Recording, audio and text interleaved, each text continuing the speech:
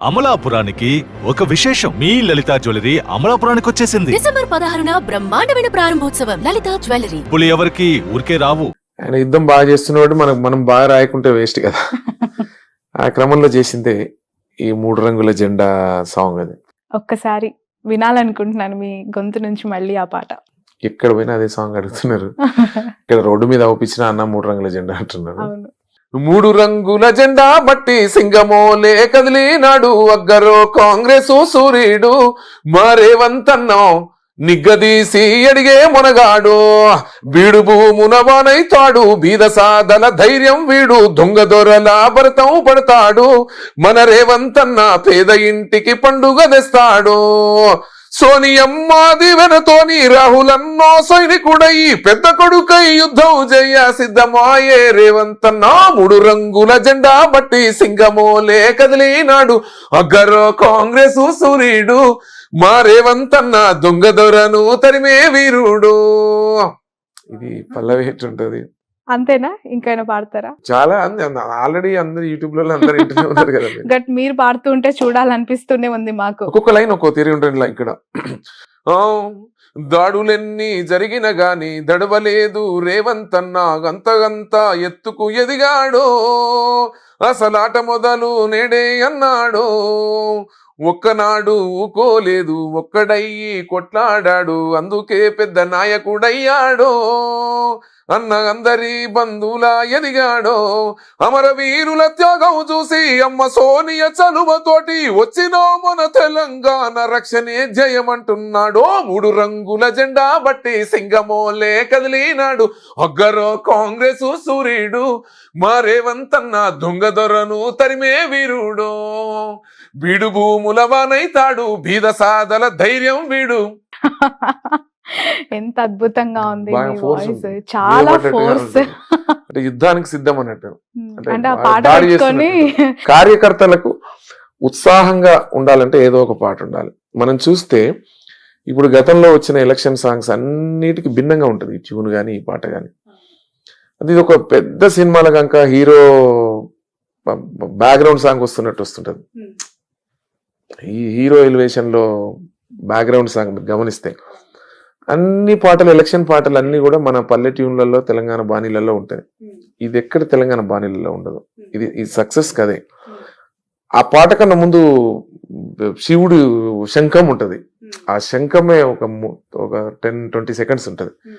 నాకు తెలిసి ఈ పాటకు రేవంత్ అన్నకు హిట్ కావడానికి అది శివుడు దీవెన, శంకరుడు అండగా ఉండు, శంకరుడు మహిమ అది అనిపిస్తుంది నాకు. అది ఆ రోజే అనుకున్నాం మేము, ఆ శంఖం వేసేటప్పుడే అనుకున్నాం. అది వింటుంటేనే ఆ రోజు ఫస్ట్ మీ ఇద్దరే, నేను పాడడము చరణ్ వినడము, పక్కా ప్రజల్లో ఇది బాగా హిట్ అవుతుంది అని నమ్మకం మాకు ఆ రోజే కలిగింది. అనుకున్నట్టుగా శివుడి దీవెనలు ఆ పాటకు ఉన్నాయి, రేవంత్ అన్నకు ఉన్నాయి, ప్రజలు ఆదరించారు, విజయాన్ని పొందిండు. ఎన్ని ఇయర్స్ ట్రావెల్ అన్న మీకు రేవంత్ రెడ్డి గారికి? రేవంత్ అన్న మేము ఆల్మోస్ట్ 2013 అట్లా 13-14 నుంచి మాట్లాడుకున్న సందర్భాలు చాలా ఎక్కువ ఉండుంటాయి కదా. ఇప్పుడు యాజ్ అ సీఎం గా చూస్తున్న రేవంత్ రెడ్డి గారిని చూస్తే ఏమనిపిస్తుంది? చాలా హ్యాపీ అనిపిస్తుంది. మాట్లాడిన సందర్భాలు ఆయన ఎప్పుడు కలిసినా కూడా సరే ప్రజల పట్ల ఎట్లుండాలి, అసలు మనం ఆగొద్దు. ఇప్పుడు నేను కనుక పాటల్లో నేను ఎట్లా పోరాడినో, ఆయన ప్రజలు, రాజకీయము, ఎదిగే క్రమము, సాధించాలి, శత్రువు చాలా బలంగా ఉన్నాడు. అప్పుడు అధికార పార్టీ 14లో 19లో వాళ్ళు గెలిచారు, వాళ్ళని ఎదుర్కోవాలంటే ఏమి యూరేషన్లు చేయాలి, ఎట్లా పాటలు చేయాలి, ఎట్లా ముందుకు పోవాలి, ఆయన ఎప్పుడు అదే ఆలోచనలో ఉండేది. ఇప్పుడు డిస్కస్ అంతా ఎప్పుడు అట్నే ఉండేది. ఎప్పుడు కూడా పాలకులు చేస్తున్నటువంటి దోపిడీ, పాలకులు చేస్తున్నటువంటి దొంగ హామీలని మనం పాటతోనే ఎండగట్టచ్చు, ఇట్లా వాడితే ఇట్లా బాగుంటుంది అని చెప్పేవాడు. ఇప్పుడు రైతుల ఆత్మహత్యల మీద ఒకటి, తెలంగాణ రైతాంగ సాయుధ పోరాట హిస్టరీ కానివ్వండి, అట్లా చాలా సాంగ్స్ రేవంత్ అన్న మేము కూర్చొని ఒక 10 సాంగ్స్ చేసినాం. డిస్కస్ చేసుకోను అంటే మామూలుగా ఆయనకు అన్ని పదాల మీద అన్నిటి మీద పట్టు ఉంటుంది. ఆయన బాగా చెప్తాడు. ఆయన డిస్కస్ అంతా వినేవాళ్ళం మేము గంటలు. అంటే ఒక్కొక్కసారి అయితే ఈవినింగ్ 7కు అట్లా కొడంగల్ పోయి అట్లా ఇక్కడి నుంచి హైదరాబాద్ నుంచి పోయేవాడు. నేను చరణ్ ఇద్దరం పోయి కూర్చొని మళ్ళీ midnight 2 వరకు టీ తాగుకుంటూ అవి విను. పాట అంతా మళ్ళీ ఒకసారి రాసుకున్న తర్వాత, చరణ్ రాసిన తర్వాత నేనే పాడాలి అక్కడ. నసన ఒకసారి మళ్ళీ పాడు, ఒకసారి మళ్ళీ ఒక్కసారి ఇందాం పాడాలి. కంటిన్యూ ఇట్లా ఇప్పుడు మీకు ఎట్లా అనిపిస్తున్నో అట్లా ఎన్నోసార్లు అట్లా వినిపించేవాడిని. ఈ రేవంత్ రెడ్డి గారికి అంత నాలెడ్జ్ అంటే వెరీ నాలెడ్జబుల్ పర్సన్, ప్రతి అంశం మీద ఒక అవగాహనతో మాట్లాడుతూ ఉంటారు కదా. మీరు దగ్గర నుంచి చూసిన వ్యక్తిగా ఏం చెప్తారు? బుక్స్ బాగా చదువుతారా? బాగా గతంలో ఉన్న మన లైక్ హిస్టరీస్ అన్ని కూడా ఆయన చదవడం జరిగిందా? అంటే ఈడ ఒకటి ఉంటుందిరా, ఒక్కొక్క వ్యక్తి ఒక్కొక్క రంగంలో ఉంటారు. ఇప్పుడు నేను ఎట్లా సింగర్గా వచ్చాను, నువ్వు ఎట్లా యాంకర్గా వచ్చావు. రేవంత్ అన్న రాజకీయాలు ఆయనకి ఆ సబ్జెక్ట్ ఇష్టం ఉన్నప్పుడు నేను పాటలు నేర్చుకోవాలనుకున్నా, ట్యూన్ నేర్చుకోవాలనుకున్నా. ఆయనకు అదే ఇష్టం కాబట్టి నేను అనుకున్నది, నేను నమ్మింది ఏంటంటే ఆయనకు అదే ఇష్టం కాబట్టి అట్లా ఇష్టం ఉన్నప్పుడు కొత్తగా తెలుసుకుంటాడు, కొత్త విషయాలను చదువుకుంటాడు, ఆయన నేర్చుకుంటాడు, అసెంబ్లీలో మాట్లాడేది ఉంటుంది. కాబట్టి అందరు నాయకుల కన్నా ద బెస్ట్ గా ఉండాలని కోరుకుంటాడు. ఎవరైనా నా రంగంలో ఉండాలనుకున్నా ఆయన రంగంలో అందుకే సక్సెస్ అయ్యాడు. అంటే ఏ పని అయినా పనిని ప్రార్థనగా భావిస్తే ప్రతి విజయం రేవంత్ అన్న మాదిరి ఉంటుంది. Excellent excellent. తెలంగాణ రైతాంగ సాయుధ పోరాటం గురించి ఇందాక ఒక వర్డ్ మాట్లాడారు కదా, నాకు బండి యాదగిరి గురించి గుర్తొస్తుంది, నల్గొండకు సంబంధించి. ముఖ్యంగా ఏంటంటే బండి యాదగిరి అన్న మేము చూసింది కాదు. అప్పుడు తెలంగాణ రైతాంగ సాయుధ పోరాటము పల్లెల్లో రైతాంగ సాయుధ పోరాటం జరుగుతున్నప్పుడు గడీలకు, దొరలకు, పెత్తందారులకు వెట్టి చాకిరి విముక్తి కోసం జరిగేటువంటి పోరులో చాలా మంది ఆ రోజు భీమిరెడ్డి నరసింహారెడ్డి గాని, ఆరుట్ల కమలాదేవి గాని, ఆరుట్ల పేర్లు అంటే చాలా మంది ఉన్నారు. వాళ్ళందరూ అప్పుడు జరుగుతున్న ఆ యుద్ధంలో అప్పుడు కూడా ఎప్పుడైనా పాట ఉందనడానికి ఒక నిదర్శనం బండి యాదగిరి గారు, సుద్దాల హనుమంత్ గారు. ఆ రోజుల్లో అంటే మనం వాళ్ళ గురించి చదువుకోవడం, వినడం. ఆ రోజుల్లోనే ఒక పాట నల్గొండకి వెళ్ళి బండెనక బండి కట్టి 16 బండ్లు గట్టి, ఓహో బండెనక బండి గట్టి 16 బండ్లు గట్టి, ఏ బండ్ల వస్తావు కొడుకో నైజాము సర్కరోడ, నాజీల మించినవురో నైజాము సర్కరోడ, చుట్టుపట్టు సూర్యాపేట, ఆహా చుట్టుపట్టు సూర్యాపేట, నట నడుమ నల్లగొండ, నువ్వుండేది హైదరాబాదు, ఓహో నువ్వుండేది హైదరాబాదు, దాని పక్కన గోలుకొండ, గోలుకొండ కిల్లా కింద నీ గోరీ గడతావు కొడుకో. ఇప్పట్లా పల్లెల్లో ప్రజలు పాడుకునే మాదిరి బండి యాదగిరి గారు ఆ రోజు పాడడం, వారసత్వం అంతా. నల్గొండ అంటేనే ఆ విప్లవ రాజకీయాలు, విప్లవ వారసత్వం, విప్లవ సాహిత్యము. ఆ రోజు అంటే ఒక 78 years బ్యాకే బండి యాదగిరి లాంటి ఒక గొప్ప గాయకుని కన్నా నేల నల్గొండ. ఒక సుద్దాల హనుమంతు, వీళ్ళందరూ గొప్ప గొప్ప వాళ్ళు వచ్చారు, కవులు, కళాకారులు. అలాంటి గొప్ప వాళ్ళు పుట్టిన ఆ జిల్లాలో మీరు ఈ పాటల రూపంలో ప్రపంచాన్ని మీ వైపు ఆకర్షించుకునే సందర్భంలో రాజకీయాలపై మీ అభిప్రాయం ఏంటి? ప్రస్తుతానికైతే సింగర్ గానే ఉన్నాను నేను. ఎందుకంటే మీ ప్రయాణం మొదటి నుంచి కూడా రాజకీయ నాయకులతోని అలా. ఇక్కడ ఒకటి ఉంటుందిరా, ఎవరైనా గాయకులు ఫస్ట్ ఇప్పుడు మన రంగంలో మనం ఉంటాం. ఇప్పుడు గతంలో పదవులు పొందినటువంటి, గతంలో అధికారంలో గత ప్రభుత్వాలు కళాకారులు గౌరవంగా వచ్చినప్పుడు వాళ్ళేం బేసికల్లీ వాళ్ళు పుట్టుకతోనే రాజకీయ నాయకులు గారు, వాళ్ళు సింగర్లు, వాళ్ళు రచయితలు. వాళ్ళు అప్పుడున్న సందర్భంలో ఆ గవర్నమెంట్లు గుర్తించి కళాకారులను గుర్తించుకోవాలని కొంతమందిని, అందరికి కాకుండా కొంతమందికి న్యాయం చేసి ఏమైనా ఇస్తేనే అనుకోకుండా వచ్చిన వాళ్ళే. ఇప్పుడు నేనైనా మంచి సాంగ్స్ పాడుతున్నా, అందరిని అలరిస్తున్నా, కాంగ్రెస్ పార్టీకి మంచి హిట్లు ఇచ్చిన పాటలు పాడినా. గత 20 సంవత్సరాలుగా కాంగ్రెస్ పార్టీకి 1999 నుంచి 2003 వరకు హిట్లు చాలా హిట్ సాంగ్స్ ఉన్నాయి నాకు. తెలంగాణలో ఒక 10-15 మెంబర్స్కి అద్భుతాలు ఉన్నాయి. స్టేట్ సాంగ్ ఉన్నది.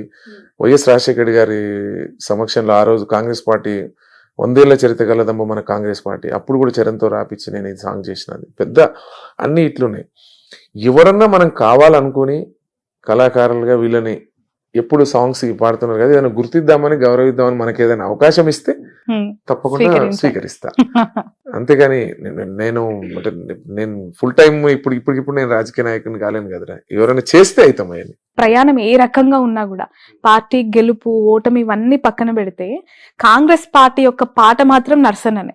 అవును, 100% దాన్ని ఏకీభవించాలి. ఎందుకంటే 2004లోనే నా హిట్ సాంగ్ ఉంది. 100 ఏళ్ల చరిత్ర చాలా హిట్ సాంగ్. అది ఇదివరకు వినిపించాను నేను. 100 ఏళ్ల చరిత్ర గల్లదమ్మో మన కాంగ్రెస్ పార్టీ, త్యాగాల ఘనత ఉన్నదమ్మో మన కాంగ్రెస్ పార్టీ, భారత మాతను బానిస చేసి తెల్లదొరలు పరిపాలిస్తుంటే గాంధీ నెహ్రూలు చేసిన పోరుకు గాంధీవంలా నిలిచిన పార్టీ, ఎందరెందరో మహావీరులు నెత్తురు చిందగా పోరును చేస్తే వారి ప్రాణముల త్యాగ ఫలితమే వెలసినది మన కాంగ్రెస్ పార్టీ, తెల్లదొరలను తరిమేసిందమ్మో మన కాంగ్రెస్ పార్టీ, ప్రతి పల్లె గుండెలో వెలుగులు నింపింది మన కాంగ్రెస్ పార్టీ. పేదల పాలిట కల్ప వృక్షము, పెరుగు బువ్వలో కమ్మనితనము, కూడు గూడు కల్పించింది, తోడు నీడ తానేగయింది, గుండె పైలిన పేద రైతును గుడి దేవతలా ఓదార్చింది. ఓ అమ్మ పాలన అంతటి వైభోగం మళ్ళెప్పుడొస్తుందో. రాజశేఖర రెడ్డి గారిని కలిసారా? కలిసి నేను కోమటిరెడ్డి గారితో పనిచేస్తున్నప్పుడు 2-3 times ఎమ్మెల్యేస్ కల్చరల్స్ ప్రోగ్రామ్ జరుగుతుండేది అప్పుడు. ఉమ్మడి రాష్ట్రం ఉన్నప్పుడు ఇయర్లీ వన్స్ ఎమ్మెల్యేస్ అందరు కూడా సాంగ్స్, ఇప్పుడు ఆంధ్ర అయితే ఆంధ్ర, రాయలసీమ, తెలంగాణ ఏ ఏరియాలో అయితే ఆ నాటకాలు అవన్నీ ఎమ్మెల్యేస్ చేస్తుండే వాళ్ళు. అట్లాంటి క్రమం వచ్చినప్పుడు తప్పకుండా నన్ను ఆ పాట ఉంటుండేది, వేదిక మీద పాడుతుండేది. రాజశేఖర గారికి తెలుసు కదా ఈ పాట పాడిన. సో ఎట్లా అనిపించేది ఆయన దగ్గర నుంచి చూసి మాట్లాడిన సందర్భాలు? ఎందుకంటే ఆ తర్వాత సక్సెస్ ఇప్పుడు రేవంత్ రెడ్డి గారి రూపంలోనే కాంగ్రెస్ పార్టీ చూసింది, ఆ స్థాయి సక్సెస్. సో ఎట్లా అనిపించింది? అంటే పార్టీ ఎప్పుడైనా కాంగ్రెస్ పార్టీ 10 years గ్యాప్ తో వస్తుంది. నేను 94-95 నుంచి పాడుతున్నా. 95 నుంచి 2004 వరకు 10 years అపోజిషన్ లోనే పాటలు కాంగ్రెస్ పాడుతూ వచ్చాను. 2009 నుంచి 2004 వరకు అపోజిషన్ ఉంది. మళ్ళీ 4 నుంచి 14 వరకు ఉంది. మళ్ళీ గ్యాప్ తీసుకుంది, మళ్ళీ ఇప్పుడు అధికార పార్టీకి అప్పుడు. జనరల్ గా మామూలుగా కాంగ్రెస్ పార్టీకి ఇప్పుడు అప్పుడు ఎప్పుడైనా మనం మంచి సాంగ్స్ ఇస్తూనే ఉన్నాం. ఇంకోటి ఏంటంటే అక్కడ వెంకటరెడ్డి సాబ్తో పనిచేయడము, ఆ పరిచయాలు ఉండడం. అయితే నాకు చిన్నప్పటి నుంచి ఎక్కువ జనంతో, ఆ లీడర్స్ తో పనిచేయడం వల్ల జనం నాకు దగ్గరగా ఉండడం. నా పాట ఇప్పుడు నువ్వు వినడానికి నాకు ఎంత మంచి గొంతున్నా వినడానికి ప్రజలు ఉండాలి కదా. వేదిక 1000 మంది 2000 మంది, ఒక ఎమ్మెల్యే పోతే చీఫ్ గెస్ట్ గా పోతే, కానీ మీ పాట పెడితే ప్రతి లీడర్ డాన్స్ వేయాల్సిందే స్టేజ్ మీద. మొన్న చూసాను కోమటిరెడ్డి బ్రదర్సే కాదు అసలు ఎంత మంది నాయకులు ఆ పాటకి. ఈవెన్ దో ప్రియాంక గాంధీ గారు కొడంగల్లో చూసారు, ఆమె కూడా స్టెప్ వేసింది మీ పాటకి. అంటే అందులో ఒక రిధం ఉంటది ఆ పాటలో. అంటే అది ప్రతి ఒక్కరిని ఎగిరిపిస్తుంది అది. రేవంత్ రెడ్డి గారే వెనకబడ్డారు. ప్రియాంక గాంధీ గారు మీ ట్యూన్ నిన్న తర్వాత అసలు ఆమె కంట్రోల్ చేసుకోలేకపోయారు ఆ రోజు స్టేజ్ పైన. నేను చూసి అంటే మేము చాలా మీడియా ఛానల్స్ కూడా ఫోకస్ చేశాయి ఆ రోజు ఆ ఇన్సిడెంట్ ని. అంత ఊపొచ్చింది ఆ పాటలో. అక్కడ ఉన్న వాళ్ళు కింద డాన్స్ చేస్తూ ఉంటే స్టేజ్ పైన ఆమె డాన్స్ చేస్తుంది వాళ్ళని చూసి. బ్యాక్గ్రౌండ్ లో ఆ పాట పెద్ద డీజే హోరుతో. సో ఒక్కసారి మీరు పాడిన పాటని అలా టీవీలో చూసుకుంటున్నప్పుడు మీకు అనిపించే ఫీలింగ్ ఏంటి? అంటే సంతోషం అనిపిస్తుందిరా. ఎందుకంటే అంటే చాలా రోజుల నుంచి సాంగ్స్ పాడుతున్నాం కదా, ఏ సాంగ్ ఎట్లా పోతుంది, ఎట్లా రెస్పాండ్ అవుతుంది జనం అనేది నాకు తెలిసిపోతుంది. అంటే నేను ఈ క్వశ్చన్ ఎందుకు అడుగుతున్నానంటే, ఎస్పెషల్లీ ప్రియాంక గాంధీ గారు, రాహుల్ గాంధీ గారికి మన